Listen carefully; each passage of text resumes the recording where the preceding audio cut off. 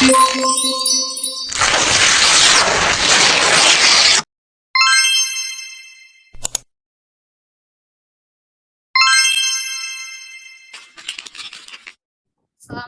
warahmatullahi wabarakatuh.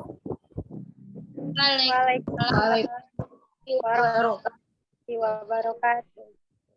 Selamat malam dan salam sejahtera bagi kita semua.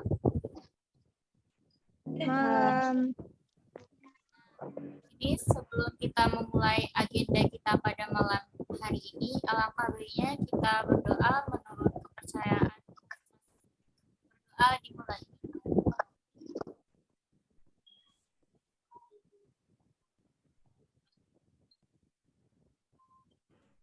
Doa selesai. Oke teman-teman sekalian, sebelum kita memulai lebih lanjut, di sini saya akan mengabsen nama-nama teman-teman sekalian yang sudah hadir pada malam hari ini. Teresia Ipadi Petra Sitorus, Hadir. Tiara Febrisa, Saya Roy Hanul, hadir. Watun Hasanah, Hadir. Octavia BR Sibaradi, Hadir. Hartani Tumanggor, Hadir. dan di sini saya Tahara Cisa Sufina Abiel akan membawa atau akan menjadi host pada malam hari ini. Nah, teman-teman sekalian, di sini saya akan menjelaskan ataupun memberi tahu kalian tentang sel bakteri dan archaea. Itu merupakan subjudul kita pada malam hari ini. Baiklah, kita mulai saja. Masuk ke slide pertama, yaitu tentang pengertian bakteri. Nah, bakteri, nama ilmiahnya adalah bakteria, adalah kelompok mikroorganisme bersel satu yang diklasifikasikan pada tingkat domain bersama dengan domain archaea. Bakteri digolongkan sebagai prokariotik, yaitu tidak memiliki membran inti sel. Sel bakteri memiliki bentuk tertentu, misalnya seperti bola, batang, atau spiral yang biasanya berukuran beberapa mikrometer, yaitu sangat kecil dan hanya bisa terkadang dilihat hanya dengan mikroskop. Selanjutnya adalah pengertian archaea. Archaea merupakan domain atau mikroorganisme bersel satu. Archaea tergolong prokariotik, kelompok mikro yang tidak memiliki inti sel. Jadi archaea ini tidak memiliki inti sel dan organel yang dibatasi oleh membran. Selanjutnya adalah struktur bakteri. Nah, bakteri memiliki struktur-struktur luar dan dalam. Nah, di strukturnya teman-teman bisa lihat di bagian luar ada kapsul dinding sel, bagian yang berwarna kuning ada membran plasma, bagian dalamnya ada sitoplasma, ada ribosom, plasmid pili, flagellum bakteri, dan nukleoid DNA sirkuler. Lanjut pada slide berikutnya, kita masuk kepada kapsul. Lapisan terluar dari sel bakteri tersusun atas polisakarida dan protein, menghindarkan bakteri dan kekeringan, membantu bakteri melekat di permukaan tempat hidup, dan membantu bakteri menghindar respon imun. Ini adalah contoh bentuknya. Ada plasma membran dan ini bagian terluarnya. Ada di bagi dua, ada hijau dan bagian kuning. Nah, selanjutnya ada dinding sel. Dinding sel tersusun atas peptidoglika untuk bakteri dan pseudopetedoglika untuk archaea. Berfungsi untuk melindungi sel. Pada bakteri dapat digunakan dalam penggolongan bakteri. Dinding sel dibagi menjadi dua, yaitu ada bakteri gram positif dan gram negatif. Selanjutnya, kita bisa melihat di sini ada gambar bakteri gram positif dan negatif. Nah, kawan-kawan sekalian bisa melihat ada beberapa perbedaan antara bakteri gram positif dan negatif. Selanjutnya, membran sel. Fungsinya yaitu membatasi antara lingkungan dalam dan luar sel. Selanjutnya, membatasi molekul-molekul keluar dan masuk sel. Berperan dalam metabolisme energi, protein yang dapat berperan sebagai enzim dalam pembentukan dinding sel, menjadi tempat ikatan DNA pada saat terjadinya replikasi. Yang terakhir sebagai reseptor terhadap sinyal-sinyal komunikasi sel. Nah, ini merupakan gambar dari struktur membran sel. Teman-teman bisa melihat di sini, di PPT ini sudah diberikan beberapa seperti jaringan-jaringannya yang berbentuk kepadatan. Di sini ada protein integral, ada glikoprotein, ada protein globular, dan saluran protein. Ada banyak di sini dan teman-teman bisa melihat sekalian. Selanjutnya kita masuk ke bagian pili. Pili merupakan rambut-rambut halus dari dinding sel mirip dengan flagea, tapi ukurannya lebih pendek dan bentuknya kaku. Fungsinya adalah untuk membantu perlekatan pada substrat dan menyalurkan materi genetik pada saat konjugasi. Yang kelima itu adalah sitoplasma. Sitoplasma merujuk kepada cairan tidak berwarna yang tersusun dari air, bahan organik seperti protein, karbohidrat, dan lemak, garam mineral, enzim, ribosom, dan asam nukleat.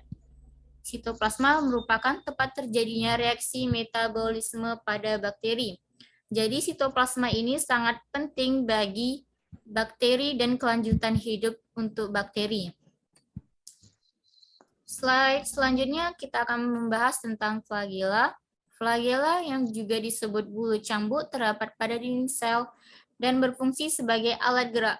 Flagela hanya dimiliki oleh bakteri yang berbentuk batang, fibro, dan spiral. Jadi flagela ini tidak bisa pada bakteri yang berbentuk bola. Nah, ini merupakan gambarnya. Teman-teman bisa melihat. Selanjutnya ada plasmid, merupakan DNA ekstra kromosomal, berbentuk sirkular, berisi gen-gen yang berperan dalam produksi toksin, menyebab penyakit, dan resisten terhadap antibiotik. Selanjutnya sering digunakan dalam rekayasa genetik. Ini dia contoh dari plasmid. Selanjutnya ada ribosom. Ribosom adalah organ kecil yang berfungsi sebagai tempat terjadinya sintesis protein. Kawan-kawan bisa melihat di sini ada beberapa seperti untayan, ini dinamakan dengan rental peptida yang memanjang. Ada asam amino, subunit besar ribosom, ada tRNA, mRNA, dan subunit kecil ribosom. Selanjutnya ada nukleoid. Adalah nukleus semut, tempat berkumpulnya DNA kromosomal bakteri. Ini merupakan contoh-contoh bentuknya. Selanjutnya kita masuk ke perbedaan bakteri dan archaea. Archaea berbeda dengan eubakteria atau bakteri sejati karena dua hal utama. Yang pertama adalah Archaebacteria tidak memiliki struktur peptidoklika. Peptidoklika yang kita tahu adalah struktur penyusun dinding sel bakteri yang tersusun atas protein dan juga gula jenis tertentu. Peptidoglikan berperan untuk sistem pertahanan bakteri dan membantu proses infeksi bakteri. Pada Pada Eubacterica, ketebalan peptidoglika dinding selnya berbeda antara bakteri gram positif dan bakteri gram negatif. Perbedaan kedua adalah Archaea hidup di tempat yang ekstrim, contohnya di tempat suhu yang sangat panas seperti kawah gunung berapi atau sangat dingin, maaf teman-teman, sangat dingin seperti kutub, tempat dengan kadar garam sangat tinggi atau tempat dengan pH yang sangat asam.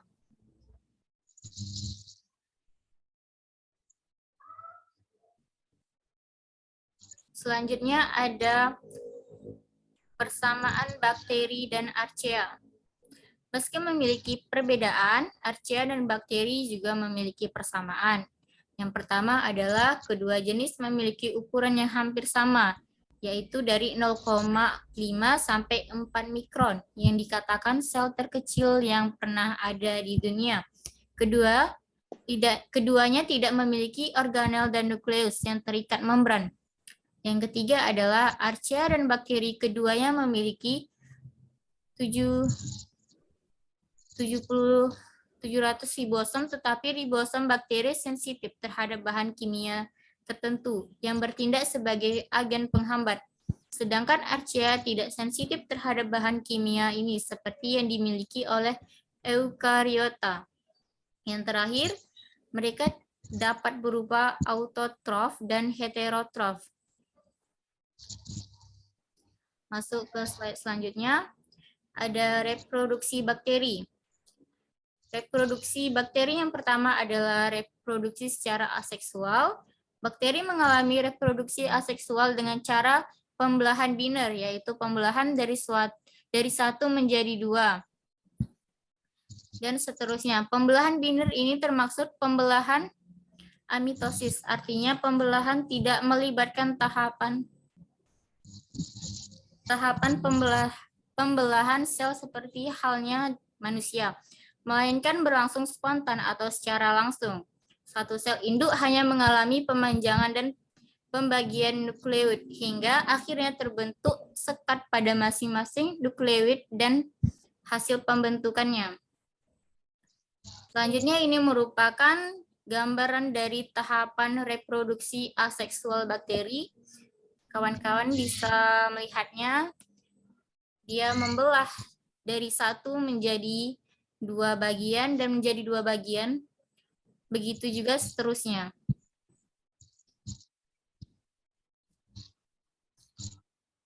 Selanjutnya, reproduksi seksual. Reproduksi seksual bakteri bisa terjadi melalui mekanisme rekombinasi gen melalui 3 cara, yaitu konjugasi, transduksi, dan transformasi.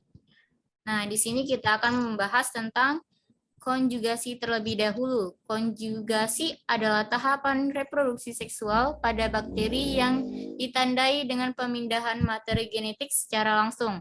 Pemindahan itu terjadi dari satu bakteri ke bakteri lain melalui jembatan konjugasi. Tahapan yang terjadi yaitu, saya akan menjelaskannya. Yang pertama, ada dua sel bakteri yang saling mendekat hingga akhirnya terbentuk struktur jembatan yang menghubungkan antara kedua sel. Yang kedua, terjadi transfer kromosom dan plasmid. Yang ketiga, untuk bakteri yang menerima kromosom dan plasmid, materi genetiknya menjadi materi genetik rekombinan. Yang keempat adalah bakteri dengan materi genetik rekombinan akan memisahkan diri akibat terbentuk dua sel anakan dengan sifat baru rekombinan. Tidak semua bakteri melakukan konjugasi. Contohnya, bakteri yang melakukan konjugasi adalah Salmonella typhi dan Escherichia coli. Selanjutnya ini merupakan gambar dari konjugasi. Pembelahannya sel bakteri pertama menjadi sel bakteri kedua. Yang kedua yaitu transduksi. Kita masih pada cara pembelahannya.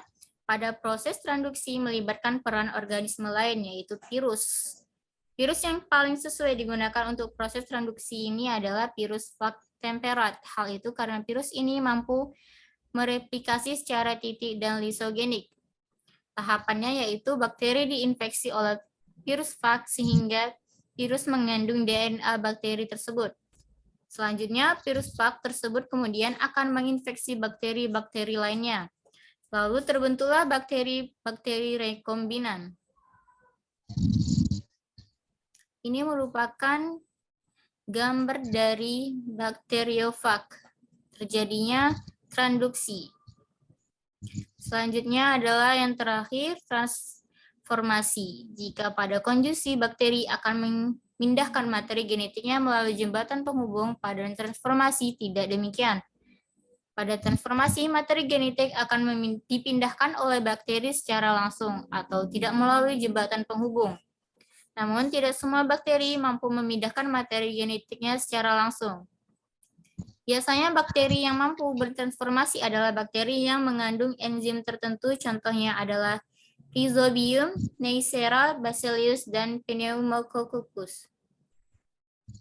Ini merupakan gambar dari transformasi sel bakteri. Teman-teman bisa melihatnya. Dan itu adalah akhir dari pembahasan kita semua. Sekian saya ucapkan. Apabila teman-teman sekalian memiliki pertanyaan, silahkan ditanyakan atau ada yang kurang jelas. Silahkan ditanyakan. Perkenalkan, nama saya Vini Hartati Tumanggor. Saya ingin bertanya, mengapa archaea bakteri memisahkan diri dari bakteri? Terima kasih. Oke, kepada Vini. Apakah bisa diulangi pertanyaannya?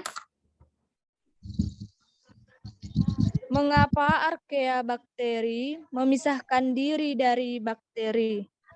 Oke. Oke, di sini saya akan menjawab pertanyaan dari Vini Hartani. Pertanyaan adalah mengapa Archaebacteria memisahkan diri dari bakteri. Itu terjadi karena memiliki susunan, struktur, dan urutan asam nukleat yang berbeda.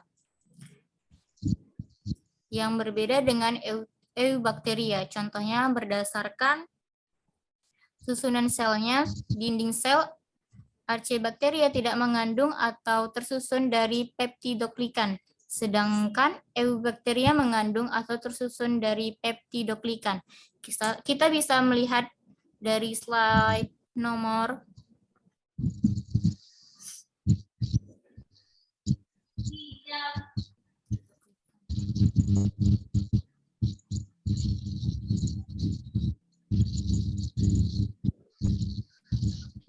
Sebentar ya teman-teman sekalian.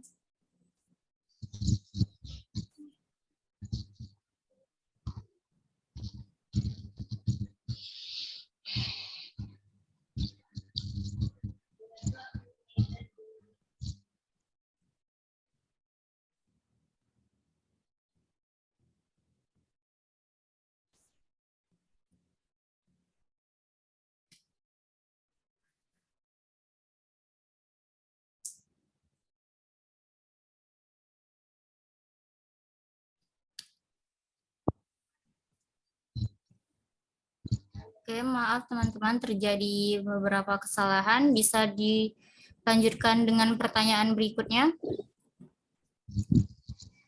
Baiklah, perkenalkan saya Umi Royhan. Adapun pertanyaan saya, mengapa archaea bakteri dapat hidup pada kondisi yang ekstrim? Terima kasih. Baiklah, terima kasih kepada saudari atau teman Umi Royhano. Saya akan menjawab pertanyaan dari Umi, mengapa Archaebacteria dapat hidup pada kondisi yang ekstrim? Itu dikarenakan Archaebacteria tidak memiliki peptidoglikan pada dinding selnya. Juga mengandung lipid atau glycerol ether pada membrannya. Susunan inilah yang menyebabkan Archaebacteria dapat hidup dalam lingkup yang sangat ekstrim sekalipun, seperti pada kawah ataupun kutub, seperti yang saya jelaskan pada PPT tadi. Selanjutnya ada pertanyaan? Baiklah, saya dari Teresa Ivani Petra Sitorus.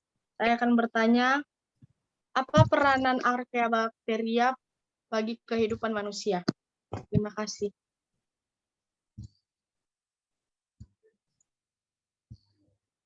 Oke, terima kasih kepada Saudari Teresia. Di sini saya akan menjawabnya. Apa peranan Archaebacteria bagi kehidupan manusia? Nah, seperti yang kita ketahui, beberapa peran Archaebacteria yaitu bisa menghasilkan biogas yang dapat digunakan sebagai bahan bakar alternatif. Beberapa jenisnya dapat digunakan untuk mengatasi pencemaran tumpahan minyak. Enzim Archaebacteria dapat dimanfaatkan untuk mengubah pati jagung menjadi dextrin. Selanjutnya, pertanyaan. Baiklah, perkenalkan nama saya Vivi Oktavia Sibarani. Pertanyaan saya, bagaimana cara reproduksi Archaebacteria? Terima kasih. Oke, Pipi Oktavia. Pertanyaan Anda adalah bagaimana cara reproduksi Archaebacteria? Archaebacteria melakukan reproduksi dengan cara aseksual, yaitu pembentukan tunas, pembelahan biner, dan fragmentasi. Cara reproduksi ini juga akan dialami oleh Eubacteria. Oke, pertanyaan selanjutnya. Baiklah, saya Tiara Febrisa izin bertanya, kenapa bakteri dikatakan merugikan bagi kehidupan manusia? Jelaskan menurut pendapat Anda. Oke, Terima kasih. pertanyaan dari Tiara, kenapa bakteri dikatakan merugikan bagi kehidupan manusia? Jelaskan menurut pendapat saya. Oke, pendapat saya, bakteri merugikan manusia karena dapat membusukkan bahan-bahan makanan dan menghasilkan racun serta bersifat patogen dan parasit pada manusia, hewan ternak maupun tanaman budidaya. Tapi tidak semua bakteri itu bersifat merusak, ada juga bakteri yang bersifat baik. Oke, selanjutnya pertanyaannya. Baiklah, saya Uswatun Hasana. Saya bertanya, apakah hal yang paling mendasar yang membedakan antara bakteri dan archaea? Oke, pertanyaan terakhir dari Uswatun Hasanah. Perbedaan dari yang paling mendasar antara bakteri dan archaea. Nah, seperti yang saya jelaskan pada PPT tadi, perbedaan antara Archaebacteria dan bakteri terletak pada dinding selnya. Ada lipid pada membran sel, RNA polimerase, dan perbedaan habitatnya. Perbedaan antara Archaebacteria dan bakteri terletak pada dinding sel lipid membran sel. Apakah bisa diterima semuanya? Diterima.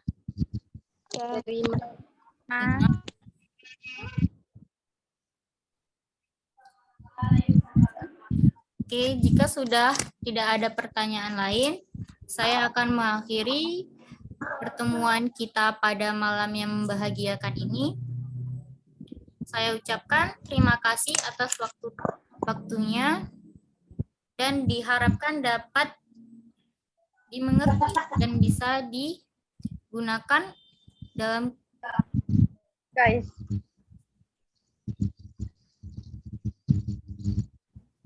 Oke. Saya ucapkan wassalamualaikum warahmatullahi wabarakatuh. Waalaikumsalam warahmatullahi wabarakatuh. Selamat malam dan salam sejahtera bagi kita semua. Malam. Audio Jungle.